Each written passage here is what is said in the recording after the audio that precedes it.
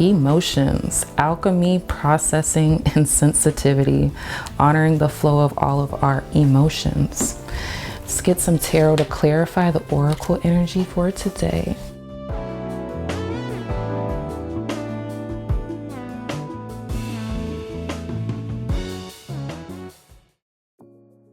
As a child growing up, I was very out there. I was very different, and I always knew I was different, but I didn't know why.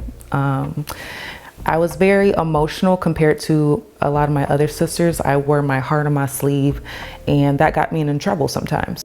Growing up, both of my parents are pastors' children, but with me, they kind of just let me have free reign growing up. They did take us to church growing up, but somewhere in there, I kind of did not fit to I didn't fit into any of the churches that we went to. That's what it felt like to me. So I kind of ventured out on my own, started going to church with my friends to more open churches, and then eventually I just stopped going and kind of took it upon myself to tap more into my spiritual side.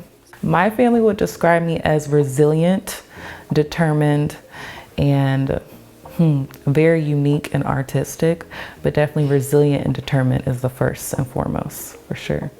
So the way that I kind of just follow my own spirituality and like the all-encompassing, incorporating Ifa, Eastern spirituality, everything like that, the best way that I did that, I kind of just, I guess you can say that my mind knows. I think that us as humans, we need to understand that there is a main creator and a source. So when I started growing up, I knew that God was there, but I knew that there were other beliefs surrounding God and source, other, beliefs. So like Eastern spirituality, you have Buddhism, you have other ways.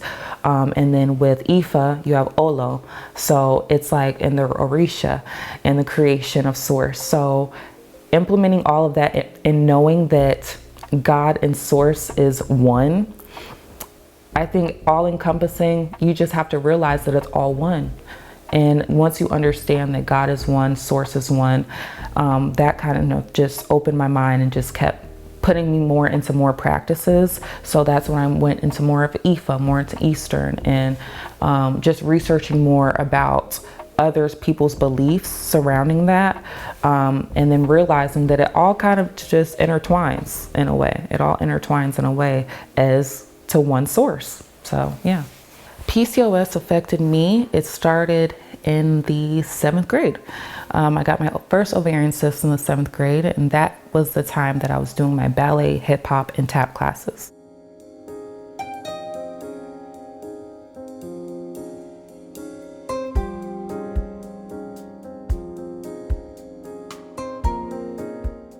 I remember I had my first recital around the first time I had my ovarian cyst. I had to stop dancing. I told my mom, I remember I came in her room crying and I was like, I can't do this. She was like, are you sure? And because I was still healing at the time from the surgery. And I was like, I can't dance. I can't move. I can't do the things I was doing before. And that's what I think that's what started closing off my creativity and closing off my sacral, because everything within my womb was closed off. Like it was inflamed, it felt like. So therefore I felt like I couldn't think straight. I couldn't do anything creative that I wanted to do. I was also very artistic. All of that went out the window. All I could focus on was just my ovaries and being in pain. And that really centered my entire life leading up into dancing and stripping and everything else. So my HIV symptoms started, I would say they started in 2016 they started about 2 months after meeting the man, and we were being intimate. So about 2 months out. We met at the beginning of 2016, I would say maybe January, February, and my symptoms started around April, May. And then I was fully diagnosed in June. So the symptoms that I had, originally I had night sweats that were intense, and I had a fever of about 103 for about like 2 or 3 days. I went to 2 different hospitals, and both hospitals didn't test me for anything like that. They just told me to take ibuprofen, go back home. And then eventually, that's when one of my sisters recommended that I get tested for HIV. And that's when I kind of just knew. I just had an inner knowing. That's that intuition. I had an inner knowing that it was HIV already. just because I was so athletic. I knew my body and I knew something was wrong.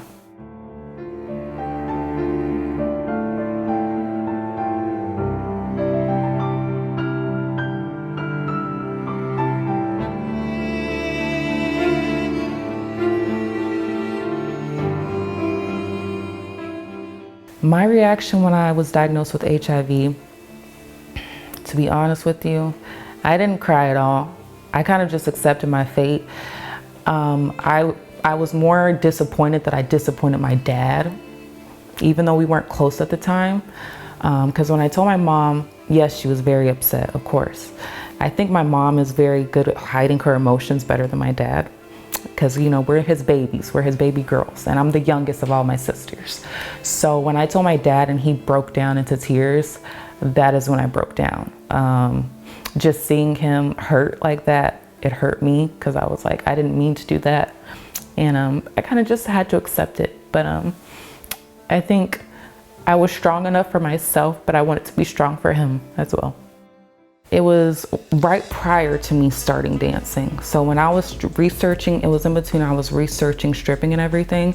That is when I was diagnosed. And I like to say that me being diagnosed with HIV was my villain era. It was the start to my villain era, because that's when I felt like I just felt betrayed enough that I felt like I could betray other people by taking their money and just being in the club and, you know, just taking men's money. When I was diagnosed, I actually met someone in the club. I met a man at the back bar of a club when I was researching at the time. I was going into different clubs in Atlanta trying to figure out what club to work at. And that's when I met the man at the back bar, and he kind of pushed me into dancing too. Pushed me, and he was like, you got the body, just do it. Same with my manager. So he was pushing me, my manager was pushing me, and at the time, I thought I was in love. I thought he was the one for me. He was taking me to the club all the time and doing all things for me. And then I started stripping, and I was like, this is my life now. I got into dancing because I was lost, to be honest with you. I guess I wouldn't say I was lost, but I was searching for myself and trying to find where I belong. Because like I said, growing up, I didn't feel like I belonged with my sisters. We were very different, and I knew I was different. So at that time, I was trying to find myself.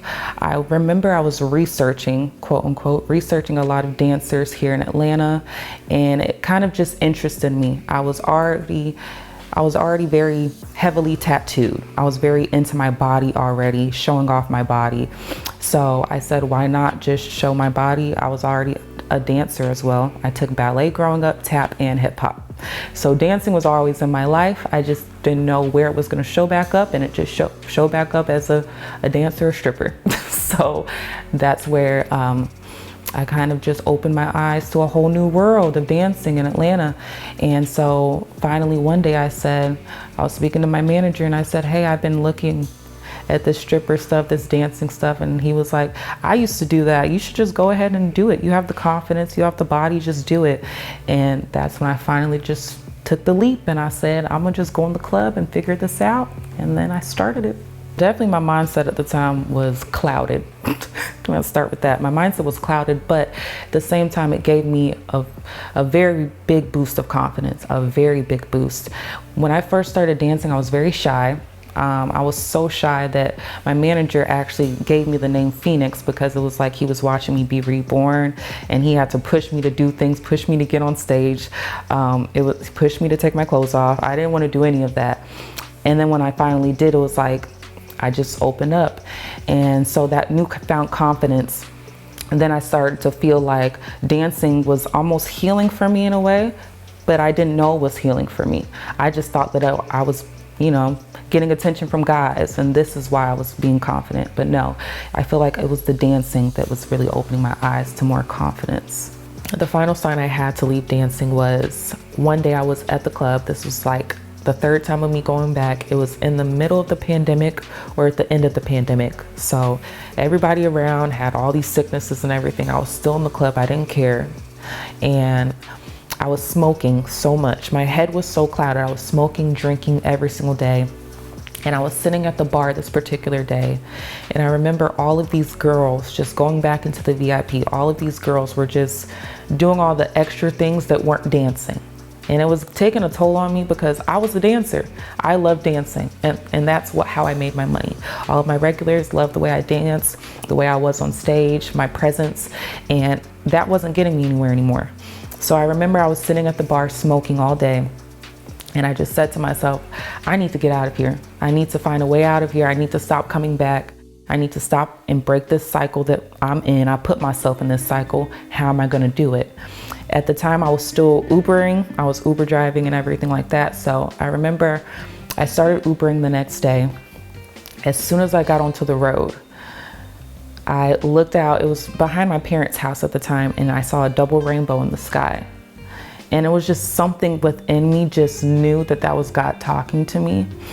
And there was a woman outside of the grocery store when I got out the car, and she was outside smoking a cigarette, I remember. And I usually don't talk to people. I'm usually to myself, but I stopped to talk to her, and she said, isn't this so beautiful just seeing, nature and things like this, and people are in such a hurry to get here and such a hurry to get here, and they miss the little things in life.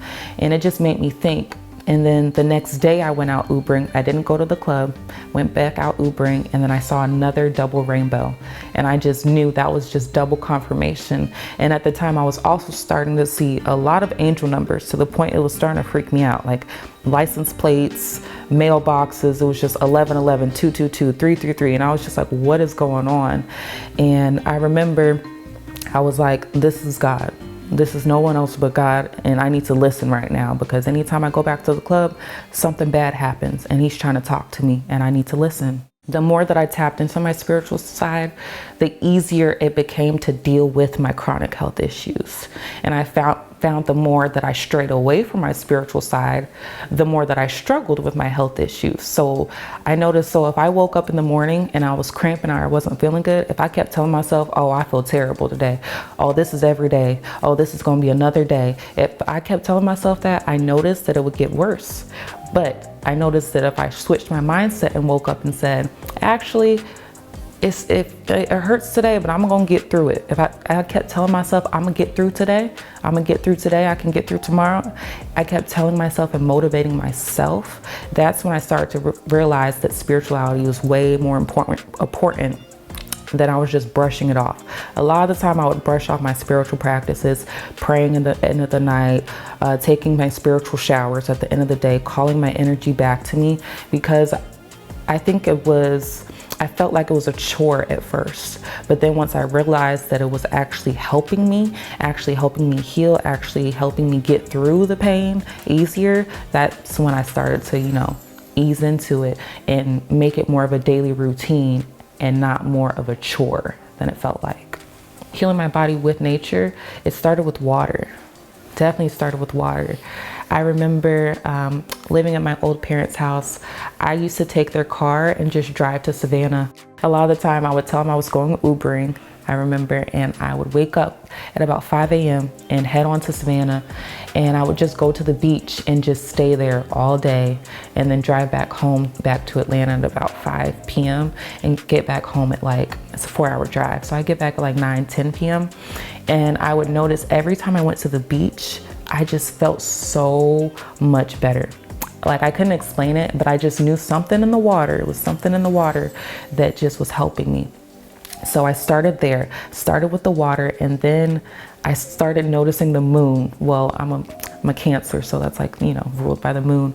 But I started to notice anytime there was a full moon, my energy would shift and change. And then I started looking into the moon cycles and stuff like that.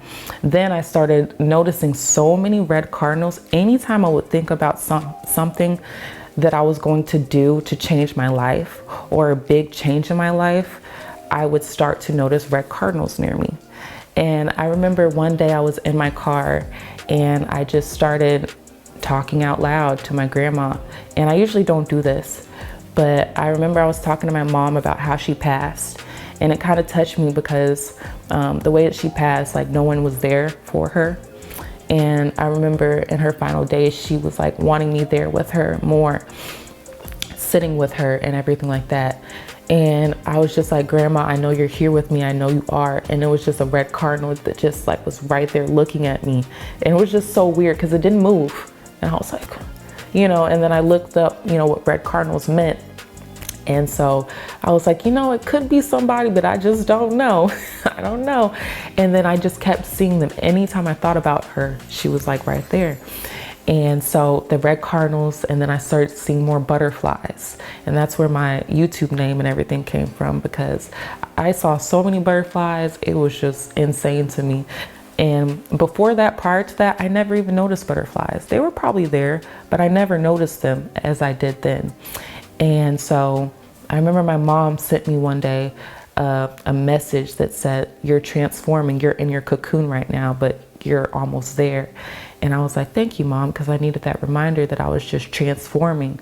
So the little things in nature remind you of the transformations and changing. And I got a snake.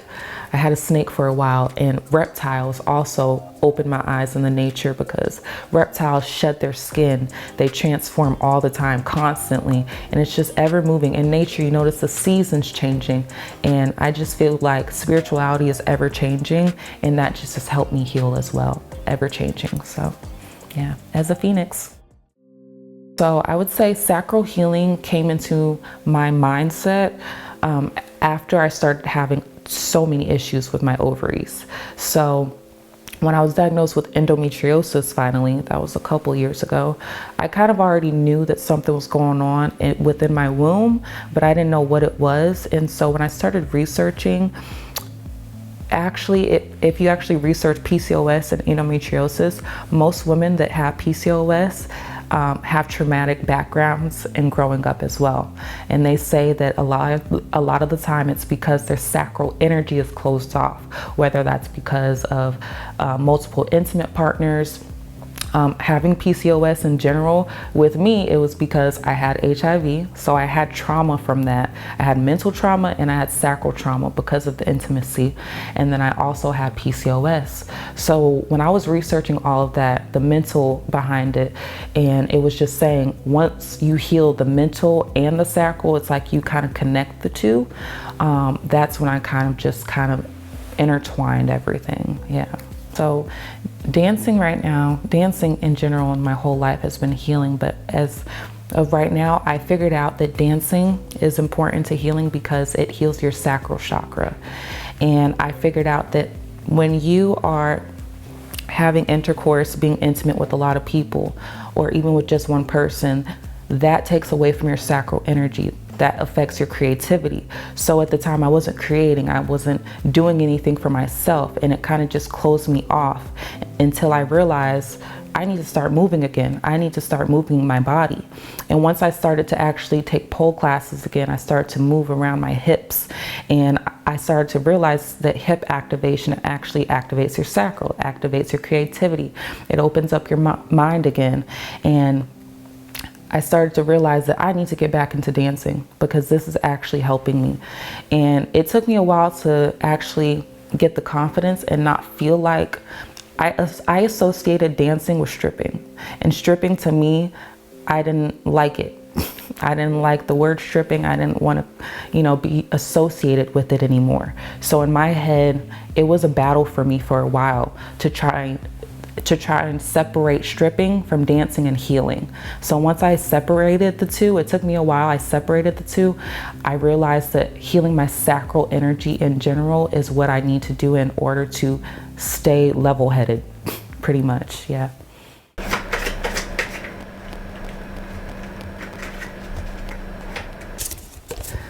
And another cups, Page of Cups, Four of Cups, Two of Cups. Oh my goodness. Feeling all the emotions, but allowing the emotions to push you forward. Not letting your emotions run you, but letting them fuel you. The spiritual practices I do in my day-to-day, definitely my spiritual showers at the end of my day is very important because throughout the day I take on a lot of energy. I'm very empathetic, so anybody's energy I can feel. My mom and my sister always say that I freak them out because I just know when something's wrong with them without even talking to them. I can just look at their face, I can just feel their energy, I can feel when they're closed off. So taking on people's energy subconsciously. I don't mean to, I just suck it all in, I absorb it. So at the end of the day, I take my salt showers to cleanse off my energy. In the morning, when I start my day, I also journal. I set my intentions for the day. So whether that's manifestations, just to get in my head, to manifest, you like constantly write it down, think about it, and then, you know, release it throughout the day. So I set up my intentions, journaling, and then I also do my readings to start my day, collective readings. I've shared my healing with others through social media, the best way. At first, I actually was doing it with my family, coworkers, and my families. When I started reading for my coworkers, my managers at my job, it was so weird. I remember I had a manager come up to me and she actually paid me for it. And I was like, hold on, can you do that? And then I was like, actually, is this actually helping people? And that's when it started like clicking in my head that I'm actually helping a lot of people. And every time I did a reading, I remember that people would cry. And I was like for me, I'm emotional too. So I was like, are you guys okay? And then they would just be like, that just connected with me so much. I didn't realize like you could do that. And I was like, I didn't know I could do that. And so then I started bringing it to social media because I was like, if I can do this with people in person, then I know I can make an impact on social media. All of the emotions and feeling the emotions today, and new love entering, and not thinking about what was left behind, but knowing that what's the best to come on the other side. Beautiful energy. I think as humans, we tend to want to run away from our emotions. We tend to want to mask our emotions with drinking, with smoking, with going out, partying, just distracting ourselves. But I think once we sit with those feelings and actually feel them, those emotions can actually fuel the things that we actually want to avoid, our shadow side, our ego. We need to use those emotions to fuel us rather than mask them and make us feel small. I think a lot of the time, us as humans, we think our emotions are weak. It makes us weak. It makes us feel small, when in reality, it should empower us and it should actually push us to keep going. I think in life, I'm called to heal in general. I think in life I'm meant to heal myself so that I can be an example for others around me, my family, my friends, and strangers. I think in life in general, I'm just supposed to be a healer. I plan to use my journey and my knowledge to help heal other girls by just telling my story and being real and raw and vulnerable. I think it's very important as humans that we be our authentic selves, because the more that we live in our truth and our authentic selves, the more that it opens up other people's eyes and minds to change their own perspective into healing. Because I think once we close ourselves off, the little things that make us us, if we close that off about ourselves, we can't help others, you know what I mean? But once you stand in your truth, that is when people actually start to heal from your journey, heal from the things that you went through, you know, but being real and raw and honest.